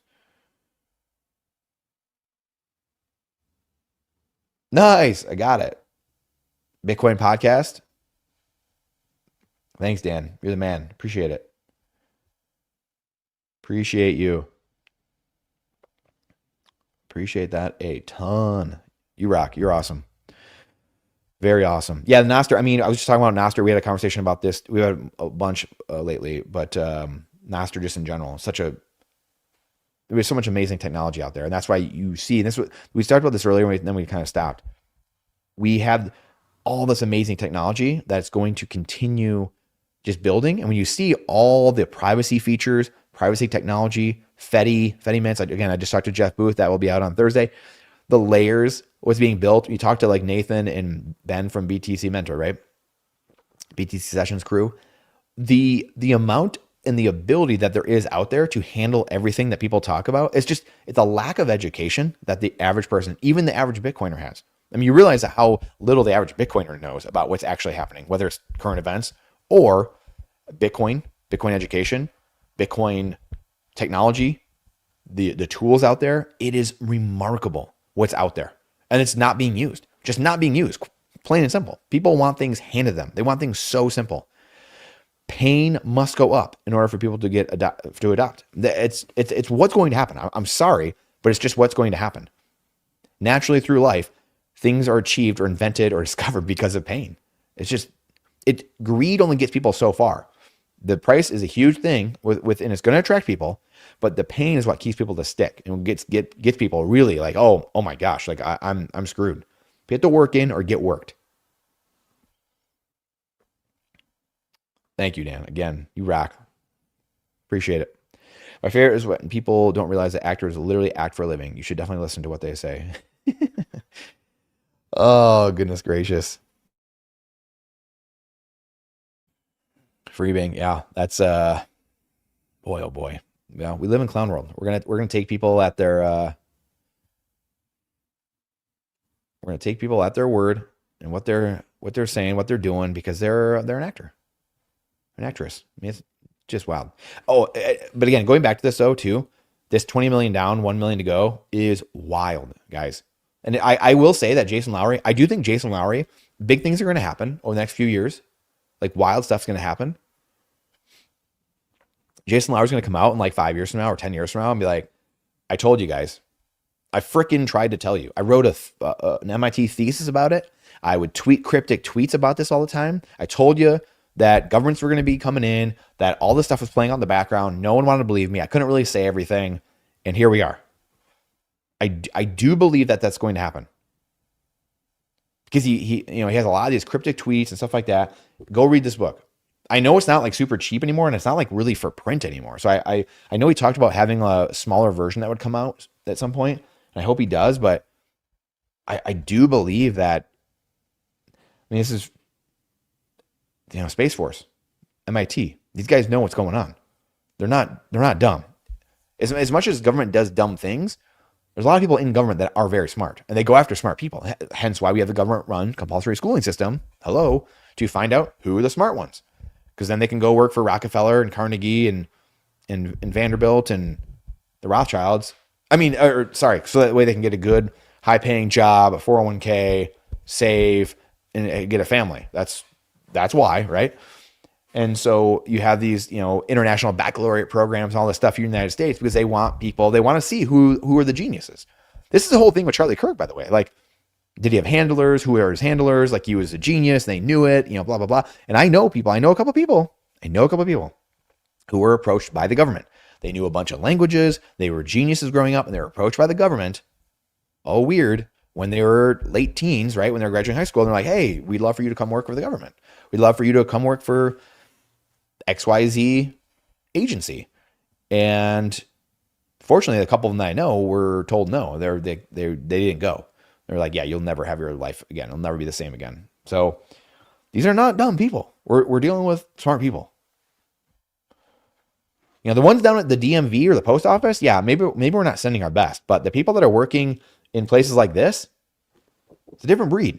It is a different breed. Not to say that they have it all figured out, because I mean, who does really at the end of the day? But I would say, look at this. Try to get your hands on the software if you don't already, because again, I know there's some people that have just come in the last few years, and these things were not big then. I showed Stalin's War earlier, and the secret founding of America. So this is the path we are on, guys. Zoom out. Ethics over economics. Ethics over economics. Simplify things. It's not, you don't have to be a macro strategist and macro genius in order to figure out what's actually happening, what's going on. So Jason Lowry is sending the cryptic text, cryptic tweets. What's going on here? As we, any other thoughts? Comment. Wow. Any thoughts, comments, questions, concerns? Let's see.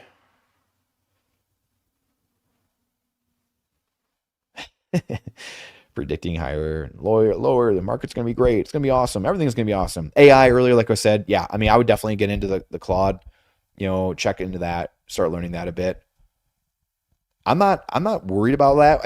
Like I said earlier, in the sense of the lawyers, the attorneys, someone was saying, yeah, like swing hammers. That'll always be in style. Building things with your hands, the sense of fulfillment. It's gonna be a long time until bots, whatever, are gonna start being able to do that for you. So always gonna be in demand. I mean, look, I was in real estate. It was so hard to find contractors, and even if it was, they weren't under 50 or 60 years old. There's few and far between. And handymen. I mean, holy cow. If you can get good at that stuff, you're going to be writing your own checks. Plumbers, especially electricians, almost no electricians. I think the average age of all these guys is like 58 years old or 60s probably now. So if you can do that, you have those skills, holy cow. I remember in 2012, when my sister-in-law was graduating from Michigan State University in 2012, I remember reading the program, and it was the agricultural field was all Chinese, all of them. There was no Americans in it. And all the Americans were in basket weaving and women's studies and MBA, finance, whatever garbage. And I was like sitting there reading the program. I'm like, man, this isn't good. Like I think they know something we don't know. And sure enough, of course, that was true. All the American kids are being told, well, hey, you gotta go and become an attorney. You gotta be an MBA. You gotta be a financial wizard and market maker. Yeah, good call on that. Good call. So it's time to get back to basics. Ethics over economics. Ethics before economics. Only because we have fiat government currencies do we have all these massive issues. It causes all this strain in society. When you have people using oil as the proxy. Energy, yes, but this store of value or gold and silver or real estate, like we said in the beginning, when you have this world where people are storing their value in said properties or in said utilities or in said physical instruments, then you're going to have a lower standard of living and higher costs. It's very simple. Bitcoin demonetizes all of that and puts the consumers and producers on the same side. It gives everyone a higher standard of living. This is very simplistic by nature, but your humility has to come before you can see it. Like we said earlier, when you realize, many people, in my opinion, have a tough time because they realize many of the decisions they made in their life were based on lies. The incentives were incentivizing them to go a different way. The fiat system was incentivizing them to go a direction they might not have wanted to go. And they were just told, well, that's just how life works. Well, you can just learn about money when you get on your job. Well, you can just learn about the job once you get to your job. All these different things. Well, I didn't really want to be a lawyer or an MBA or go to Wall Street, but that was paying the most. And I didn't want to go work for the government. Hey, I didn't want to take on all these student loans. Hey, I didn't want to go work for the federal government, but they said they'd pay off all my student loans. I don't know how to do anything with my money. My money keeps eroding all the time. So I guess I'm going to work for the government. This is part of the reason we have so much bloat in the federal government, because they incentivize more people to go work in the government from these financial games. I mean, it's such lunatic behavior. And like we said at the beginning, 100 years from now, people will look back and wonder what in Sam hell we were doing. Were there any sane people there? That's what people will wonder in the future. And it's masked by technology. It's masked by we're in the moment, so it's hard to see. Wild. Absolutely wild. But here we are. Here we are. Great stuff. Great stuff, boys and girls. Appreciate you guys. Check out the Luke Roman video we just did. Please let me know your thoughts on that. Check out the Scott Horton video. We just had Matt Hogan on. I questioned him about, just Bitcoin in general. The Jane Street 10 a.m. Bitcoin dump that they were implicated in, Bitwise. Go check those out. Really good conversations. The Luke Roman conversation. And Jeff Booth on Thursday. We'll see. I was going to have Michael Green on, but he had to reschedule now twice. Unfortunately, he's got some stuff going on. Some prayers out to him. We're going to have a conversation with him, and we're going to be mixing in some real Bitcoiners with some macro people and some people that aren't big on Bitcoin, and we're going to be continuing to do some fun stuff this year. Chris, what's good? Did I miss it? Well, hey, the beauty of YouTube is that it's here. Rewind back to the beginning and check it out. You guys, I will say going forward, we've tried to be on a schedule again, just so people can plan on certain things. Like I know Jack Mallers does this thing 6 to 7 Eastern. So I'm good, Chris. How are you? Very good. So we tried to do it right before that. We went a little bit longer today, as usual. And try to do it so it's Mondays and Fridays. We have the other live stream with the other two crews on Tuesday and Wednesday. And then Monday and Friday are my live streams. For Chris, for some of the members, a couple bucks a month for the membership to support the channel. If you guys ever want to do that. Hopefully they have some sats ability at some point. But I'm try to do a live stream once a month. I think there's a handful of members that we have, half dozen or whatever. But I really haven't talked about that until recently. So I appreciate you guys supporting the channel, and we'll do like a member live stream. And we're gonna do some things for members of who do we want, like who should we go after to try to get on the podcast, and also what questions. So like if it's Jeff Booth or it's whoever, Jeff Ross or it's whoever it is, what questions do we want to ask people? So I'm gonna start doing that for members soon, in like a member live stream once a month or something like that, and we'll figure some stuff out. It's gonna be fun though. So Bitcoin making gains too. Is it? I mean, I don't even know what Bitcoin's at right now. Oh yeah, 68.6. Nice. Michael Saylor. Yeah. Saylor, that'll be a task. He's got a few shows he's allowed to go on, and we'll leave it at that. Oh man. There's so many good Bitcoiners out there that need to be talked to, quite honestly. And that's why we have a wide range of people. We've got a lot of different people that we've had in the last couple of years, and a lot of different people will be coming on this year too, because there's a lot of people that aren't Bitcoiners that need to be talked to and get their opinion just like outside the echo chamber. But then there's a lot of people that are great Bitcoiners that, like you guys here, right? Great people. Some of the best people in Bitcoin are the people that have no following, or under 1,000 followers on Twitter, or they don't have a YouTube channel, right? Or they don't have a book they wrote. Those are a lot of the best people to talk to. So it's just annoying because you can't find all of them. You can't get a hold of anybody. It's hard to get a hold of people that you can't find, or that aren't as followed, and it's hard to get to people that are followed, ironically.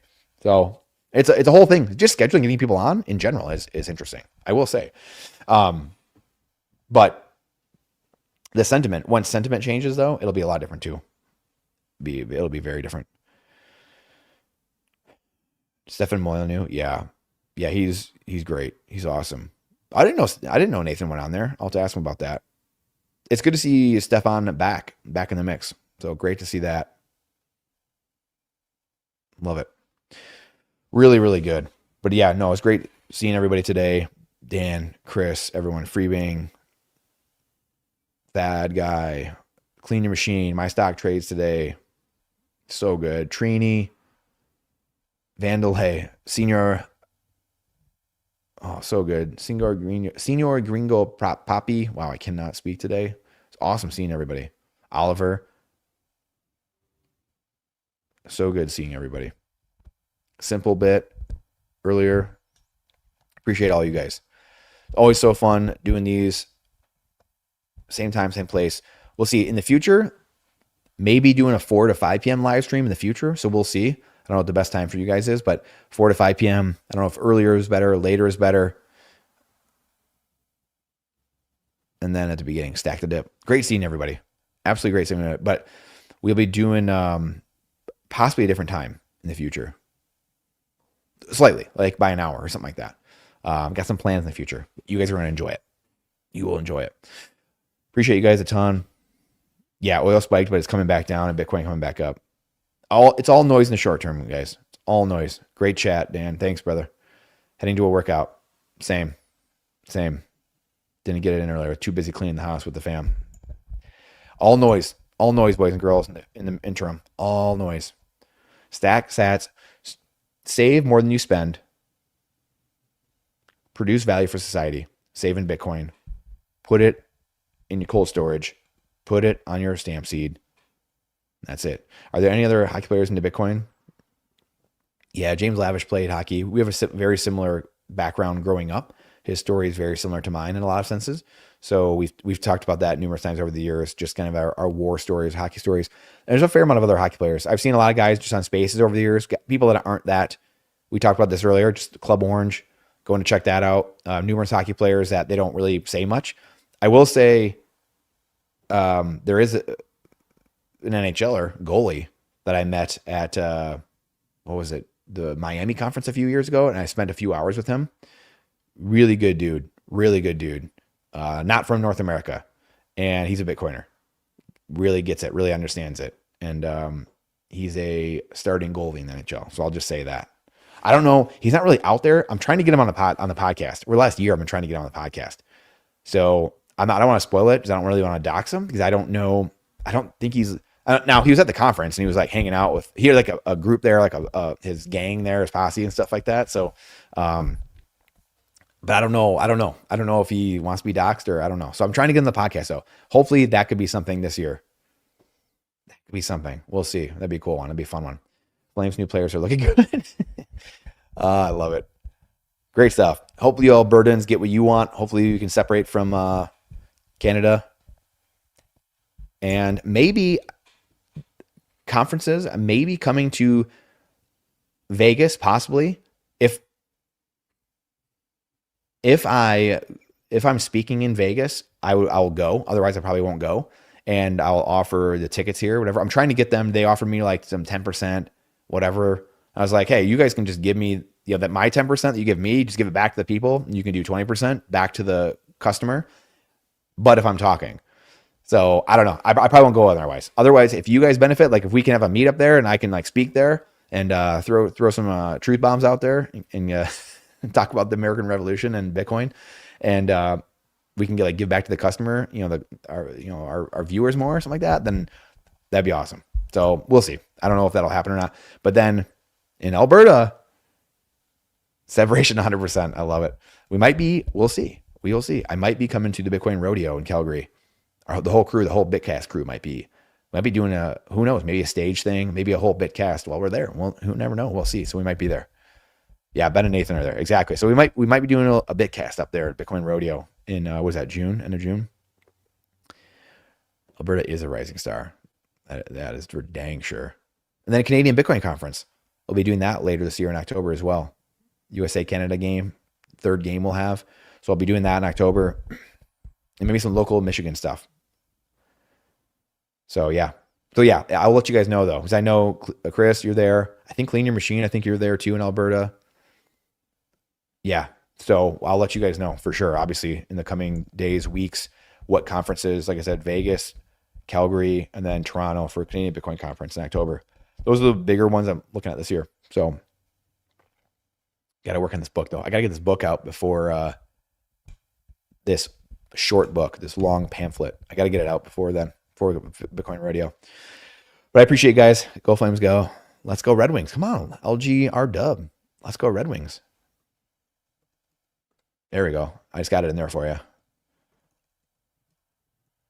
Thanks, guys. You guys rock a ton. Appreciate you. Go check out the videos.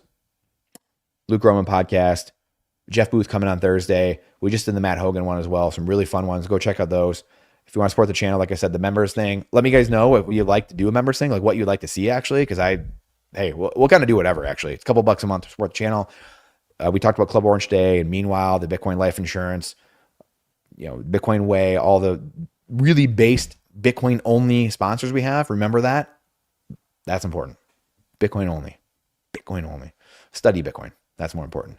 So I appreciate you guys a ton. You guys rock. Thanks for keeping you sharp. I love the Battle of Alberta, though. That's one of my favorites. Growing up, watching Hockey Night Canada, watching the Battle of Alberta was literally one of the best. Still to this day. I mean, it's not a lot better than watching the Oilers and the Flames line up, go toe-to-toe. I love it. Absolutely love it. Yep. God bless all of you. Appreciate you guys. Yeah, that's a good question. Where is Stevie? I don't know. He made a few trades at the deadline. He's got to get more active though. Got to get more aggressive. I don't know why he's sitting back so much.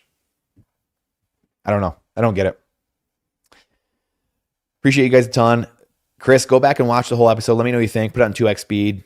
I didn't speak quite as fast today. I'm working on slowing down a little bit. So let me know what you think of the episode today. Very wide ranging, very important conversation though, I think. People getting lost in the sauce, getting caught up in all the macro stuff and the war and all this.